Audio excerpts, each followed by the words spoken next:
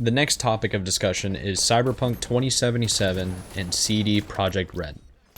CD Projekt Red is a Polish developer for the game Cyberpunk 2077. CD Projekt Red is most famously known for creating the Witcher series, the video game, of course. They've been all over the news this week for a multitude of reasons. The first of which is that CD Projekt Red has been deliberately coy or murky on the details of how long it's going to take to actually play through the game and how much content's actually involved or is available for consumers to play Cyberpunk 2077. Over on the studio's Discord server, one of the developers has written a lengthy update to the fans to inform them that things have been cut. Now, if you're unaware of what Cyberpunk 2077 looked like during the gameplay demo back in 2018, I would suggest you go YouTube it. So this will all bring a little bit more context about what was going on and why things were cut. Now, CD Projekt Red's developer Miles is his name, Milezzx, on their Discord server made an official post, and I'll go ahead and quote it now. "We never had dual wielding, and I have said my words on Techie so often. Not sure what else to say about it other than that. If you're unsure, please wait for reviews. Check whoever you trust after it launches and get their input. Not every game is for everyone. We don't have the power to change that. No one is forcing you to buy the game day one, and no one at CD Projekt Red wants you to be disappointed with a game you might not enjoy. Having said that, on the topic of cut features, cutting features and scope is a very normal part of development. You can witness it so openly with our game because we happily gave in to the community wishes and showed you that 2018 demo. Think about it, the game, 2 years from release." Miles goes on to explain that development shifts and things that seem great in principle don't always work out as planned. I'm quoting, "Of course, we iterate and change stuff, and of course, we also will have ideas that sound great on paper, but then doesn't end up working out well in the game with all other features. Witcher 3, we also cut a ton of stuff, but in the end, all of it made the game better. Now I understand, this is disappointing for everyone when it happens and also difficult to understand without all the context of development environment, but in this case, I just kindly ask you for your trust. Just look at stories of so many other games you might enjoy. Believe me when I say that during their development, some love features also were cut, and you will still enjoy them today, maybe even because of the cuts. In the end, it is all about how much fun the game and its systems provide you, and we are doing our best to make sure it is as great of an experience as it can be.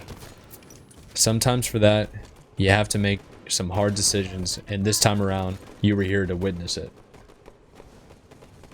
He also goes ahead and comments about CD Projekt Red's Witcher 3. "If you worry about the amount of content on our game, please don't. We are notoriously bad at judging how long game time is in our games, and I remember we estimated players would max out Witcher 3 at 100 hours, so we try not to do that anymore. But I can only keep saying that I have been saying in the past, you guys have seen nothing yet. It's less than a month now, soon all your questions will be answered, hopefully satisfyingly, and I can't wait for you all to play it finally. Been a long time coming." At the time of this posting, Cyberpunk 2077 was supposed to be released on November 19th of this year for the PS5, PS4, the Xbox Series X and S, Xbox One, Stadia, and PC. Now, Cyberpunk is going to be a massive game. And honestly, of course, it's going to look different since the gameplay demo that they released in 2018. Now, that's just involving the amount of content that's within Cyberpunk 2077 and from one of the developers on their Discord server. We've talked about this before in a previous episode where we dived into CD Projekt Red asking their employees, their developers, to work essentially overtime. Work 6 days a week, very long hours. They're obviously going to be compensated, but the entire premise behind doing that was it was the final push to get the game out in November. Now it's crucial that the game comes out in November because it could be a launch title for both the PS5 and the Xbox Series X or S. Not to mention, the game has been super hyped up for the better part of, I would say, 2 years for sure, since the demo of 2018, but it was also known that CD Projekt Red was working on another project immediately after Witcher 3, which is a highly, highly awarded game. I bring all of this up to talk about the most recent Twitter post from the Cyberpunk 2077 official profile. The tweet reads, "Hey everyone, today we've decided to move the release date of Cyberpunk 2077 by 21 days. The new release date is December 10th. Most likely, there are many emotions and questions in your head, so first and foremost, please accept our humble apologies.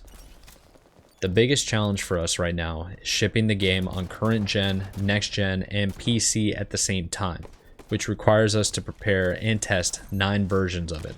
Xbox One, X, compatibility on Xbox Series S and X, PS4, Pro, compatibility on PS5, PC, and Stadia, while working from home.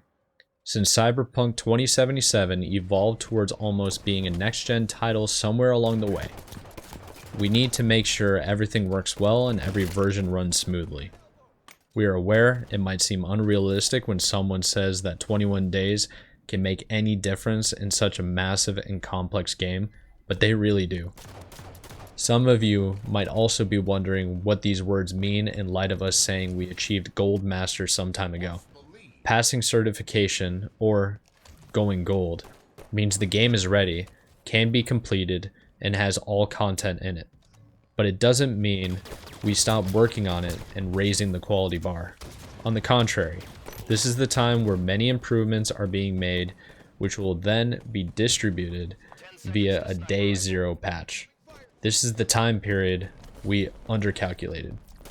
We feel we have an amazing game on our hands, and we are willing to make every decision, even the hardest ones, if it ultimately leads to you getting a video game you'll fall in love with. Yours, Adam Badowski and Marcin Iwinski." That's the 2 most Polish last names ever. Badowski? Badowski? Hopefully I said his name right. No disrespect, obviously. To be honest, when I first heard about this news, I ultimately thought, wow, they really, really can't finish the game on time. But from this tweet, they're basically claiming, hey, the game is essentially finished. You're probably going to have a massive update on the moment you turn the game on. Hopefully that fills in with all the other content that we couldn't actually get into the game in the development cycle. But the main issue that they're having is testing the 9 different versions of the game. I'm sure that's going to be a hell of a challenge for them. I hope. I don't really know how development goes. I know from my experience as an engineer in a completely different industry, this type of crunching of time is normal. Sending out revisions and addendums and stuff like this later on makes sense. I get that. But their biggest hurdle now is going to be testing all different 9 versions, which means that you're going to have either one game that is basically 100% the same and works on all of the consoles, or you can literally have 9 different versions that are optimized per console. I'm curious how that works. If there are any game developers, anybody that is familiar with making a game or coding or anything like that and would actually like to fill in the lost information that I don't have on how this works, I would just love to hear your thoughts on this. So feel free to reach out. So we essentially have to wait till December 10th to play Cyberpunk 2077. That's good news for anybody that wants to save up money, that can't afford the Xbox Series X or S yet. You essentially have another month to keep saving. Hopefully, if you're a younger guy or girl or gal or whatever, go out there, start mowing lawns, save up $500. Still got time. Or another capture card, if you're like me and you're just waiting around to see if you can find a deal on the RTX 3080s or 3090s.